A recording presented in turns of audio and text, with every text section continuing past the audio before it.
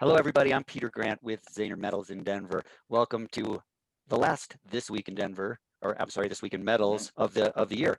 My colleague Peter Thomas is with me. He'd like you to introduce our special guest. I'm going to introduce you to Dr. Davis. Dr. Davis has been and still will be forever in my mind the leading authority on platinum palladium. He's been in South Africa now, I believe, for 40 years, telling people how to take it out of the ground. I just love it when we run into these so-called experts that know everything about platinum and they have no idea what they're talking about. And Dr. Davis has really been kind enough to take some time out of his busy schedule to sit down with us. And I think it's very important that we get the truth out. We always try to get the facts to you through the Zaner podcast. And today we're going to do that. And we're going to move right in with Dr. Davis and start with some of the tougher questions and try to get the truth. All right, great. Thank you for being here, Dr. Davis. We really appreciate you being here. If you could tell us just a little bit about what you do there, it'd probably help the people understand your function. Is that I'm a precious metal consultant, an independent precious metal consultant. By law, you have to be an independent consultant. You can't belong to the firm that's confirming the ore. Isn't that correct? A couple of firms in Malaya and Singapore and Australia use my work. Yes. But it's just a consulting. Gotcha. Yes. Gotcha. Yes. So let's get down to it here. We see periodically every 1 or 2 months, they throw up their arms at all the newscasters. They, oh my God, there's no electricity in Africa. They're never going to be able to watch TV or talk on the phone. Tell us what's going on. Are we really seeing these? Can you confirm these rolling blackouts, these lacks of power? Are the miners in effect being forced to go to diesel to pump oxygen down into the mines and things like that? Right. At the present time, we've had not so many rolling blackouts. In fact, we're going to have one tomorrow at 10 o'clock for 2 hours. They announced to you that we're just going to shut the electricity off? No, we have an app. The electricity ESCOM, who provides the electricity, is being overhauled. It was full of corruption and so forth. So we expect some rolling blackouts. The mines, the mines themselves. Obviously, the biggest things for the mine at the moment is controlling COVID and getting their shifts down, and they're doing a magnificent job. The South African miners are getting stuck in there. If you recall, I sent you a copy last year.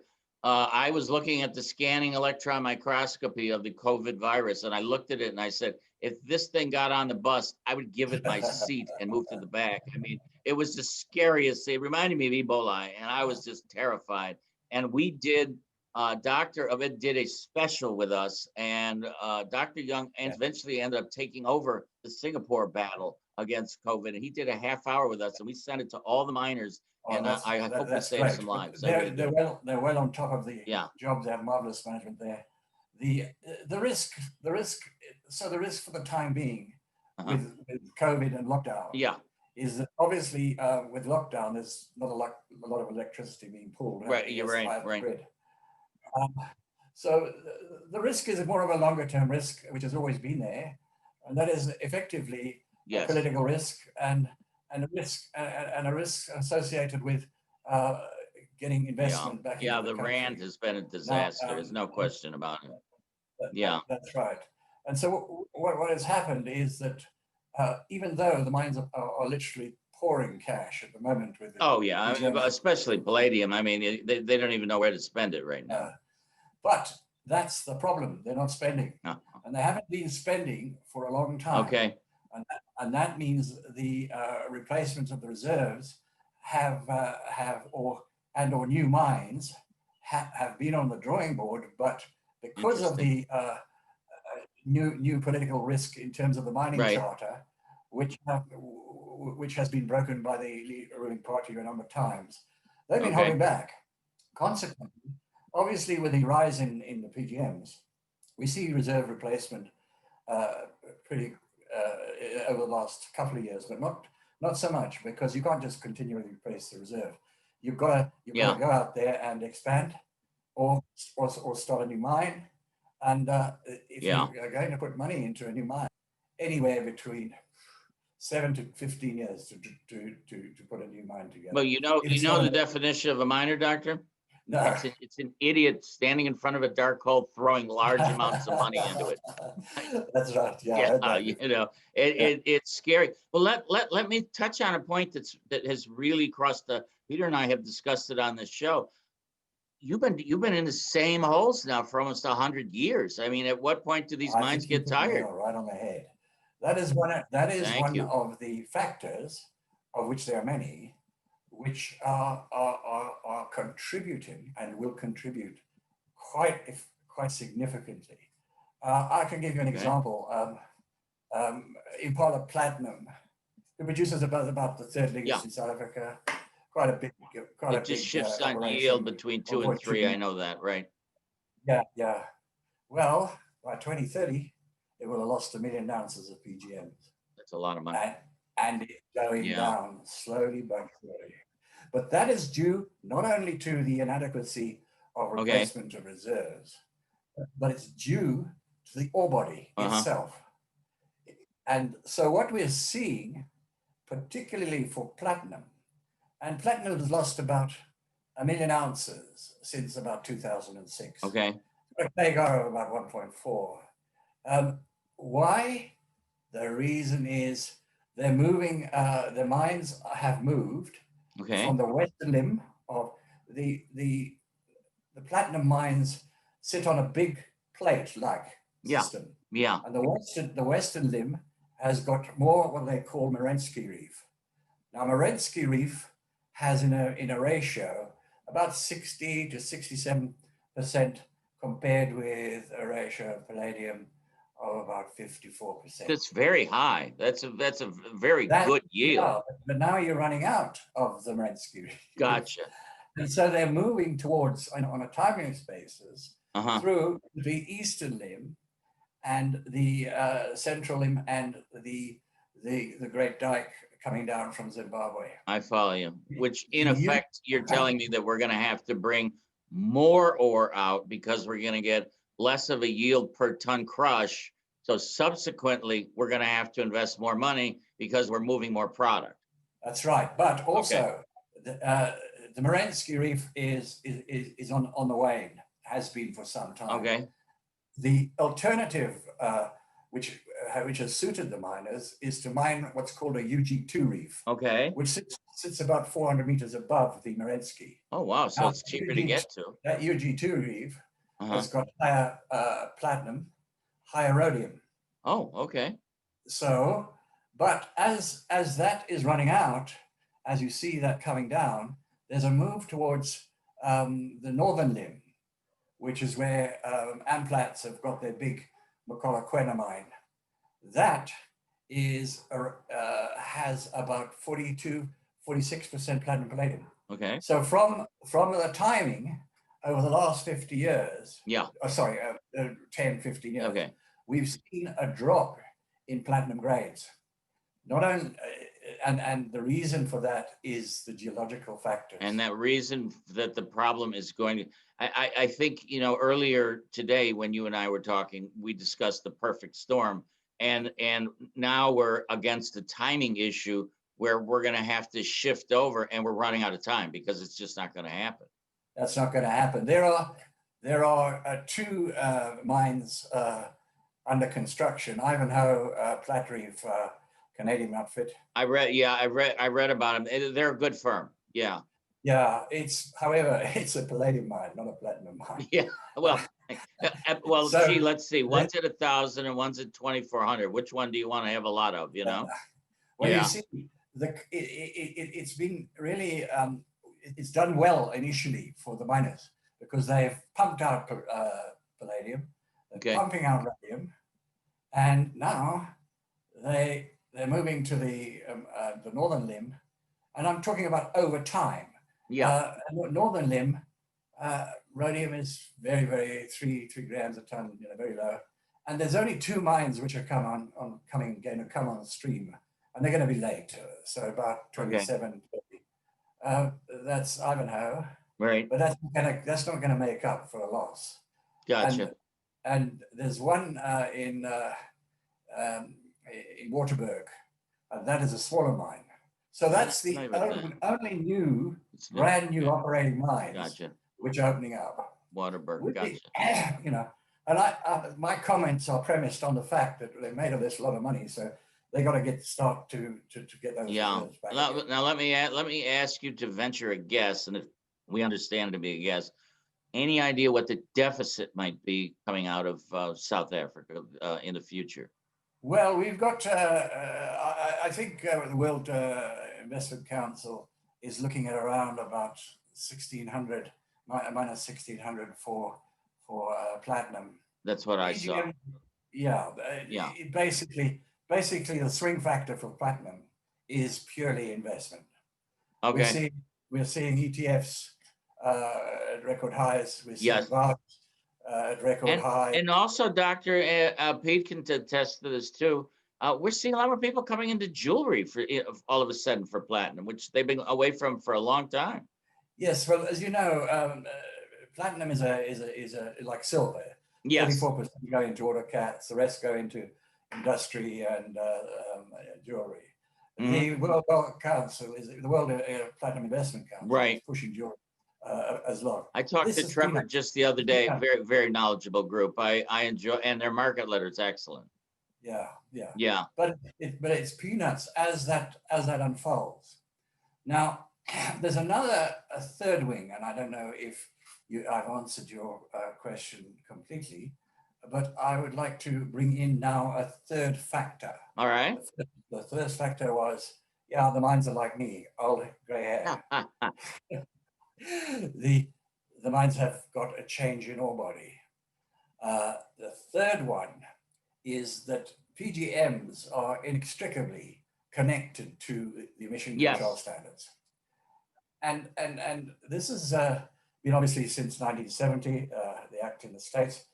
But the Kyoto Agreement Yes. in 1970 was put by greenhouse gas.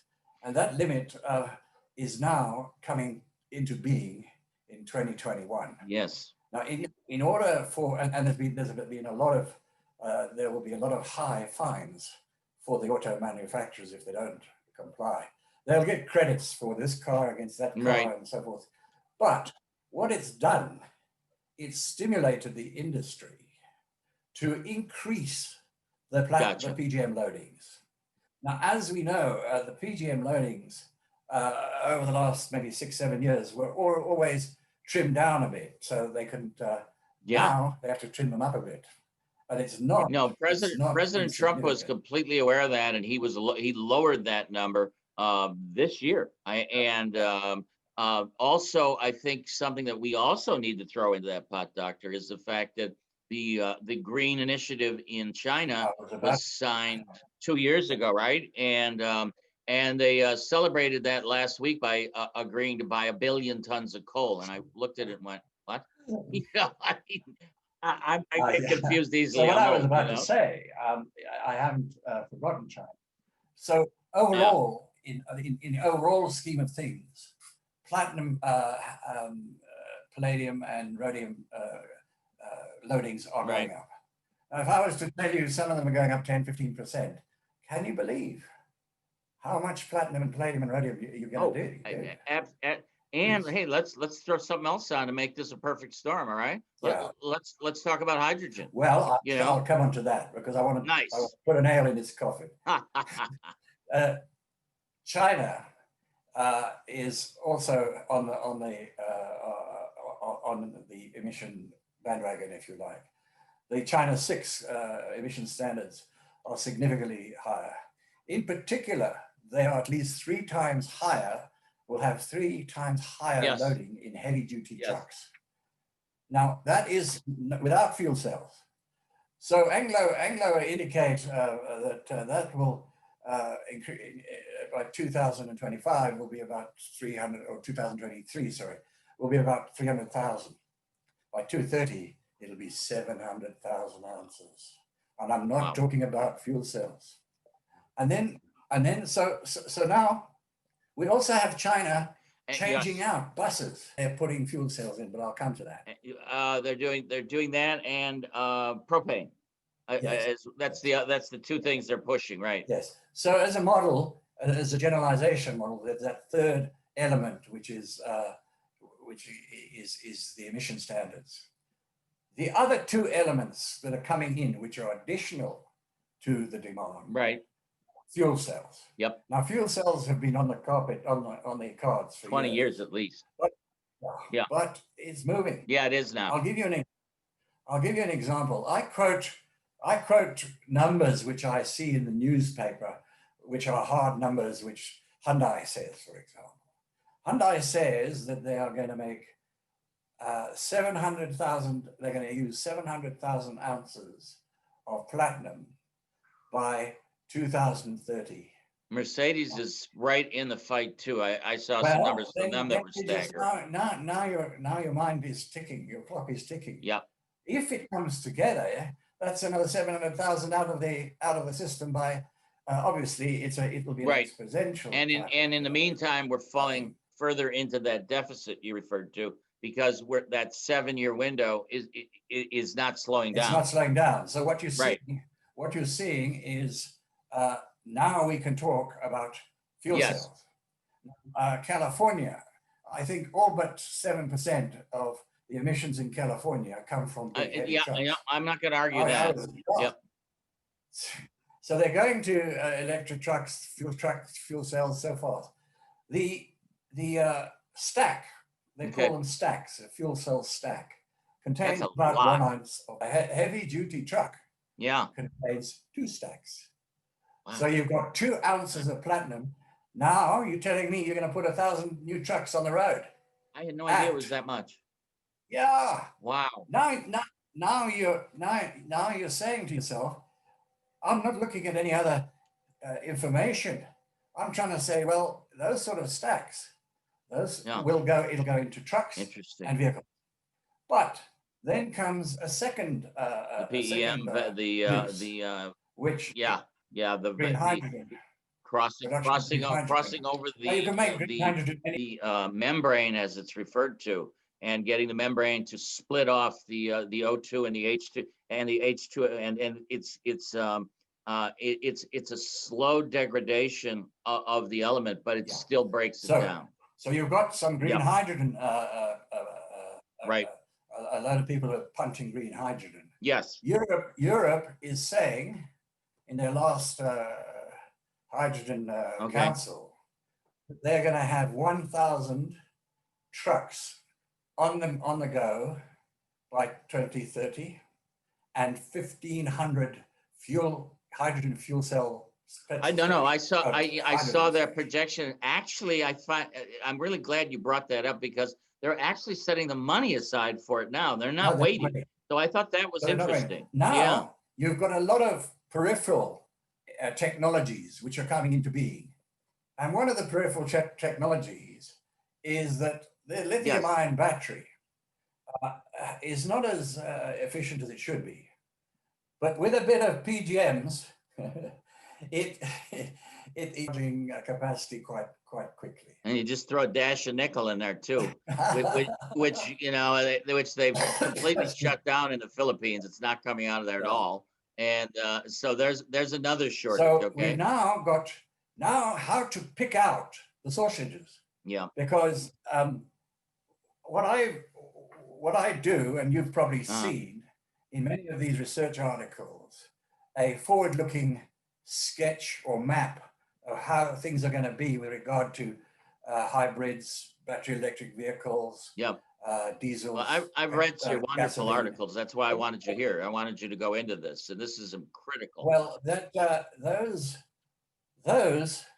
I have got no doubt have not been backed up by the actual usage. It all looks good on paper as long as you're a politician. You wave it around, you get a vote, right?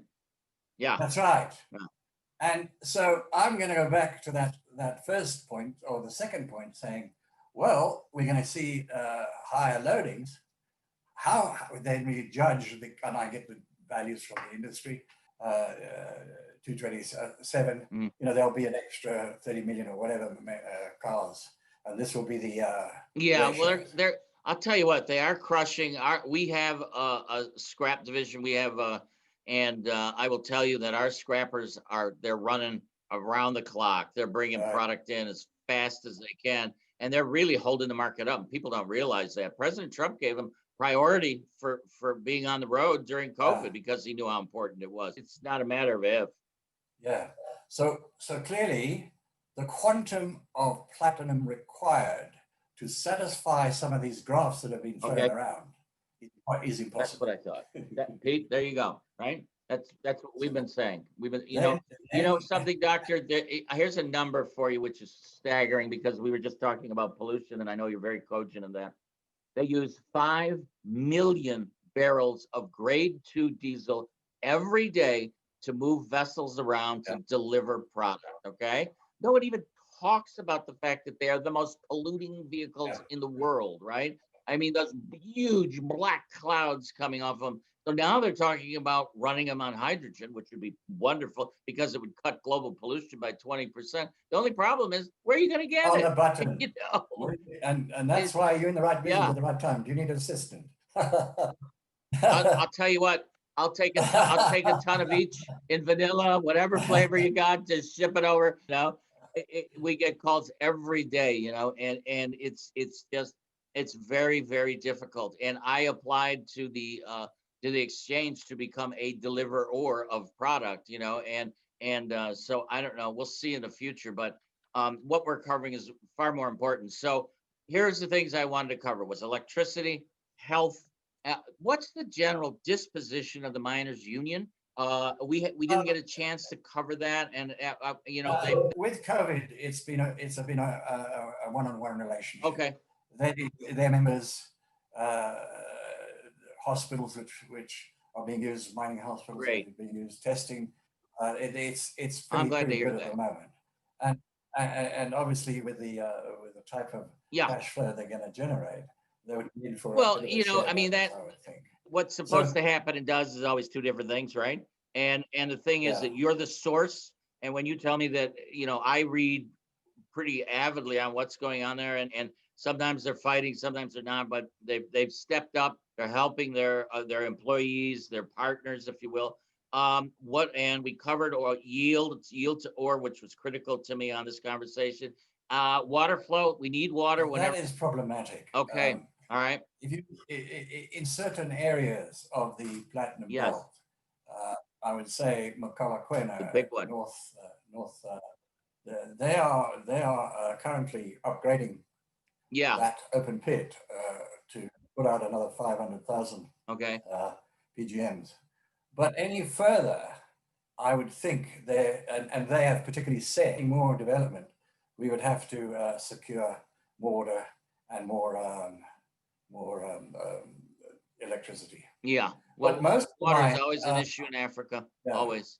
Some of the bigger mines, the gold mines, are putting out solar panels. They're doing as much as possible. What about wind?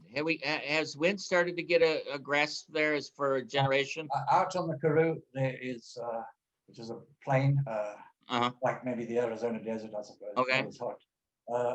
There's a lot of wind there. Excellent. And there's a lot of gaps being made for hydrogen storage and hydrogen production. Excellent. Coming out of that. Excellent. But like you said, it doesn't matter. You're going to make all the plans you want. If you're not spending the money, it doesn't matter, right? Correct. Now, to cap it all, a fourth factor. Oh no, there's more. Hey, gentlemen, before we go into that fourth thing, we're about to lose our time on Zoom. Oh, okay. So we might have to do this. Maybe do a second part of this. Okay. If you're up for it, Doctor, we'll do a special on Russia. Well, it's only a quick one. They are upping their capacity of PGMs by 50%. Oh wow!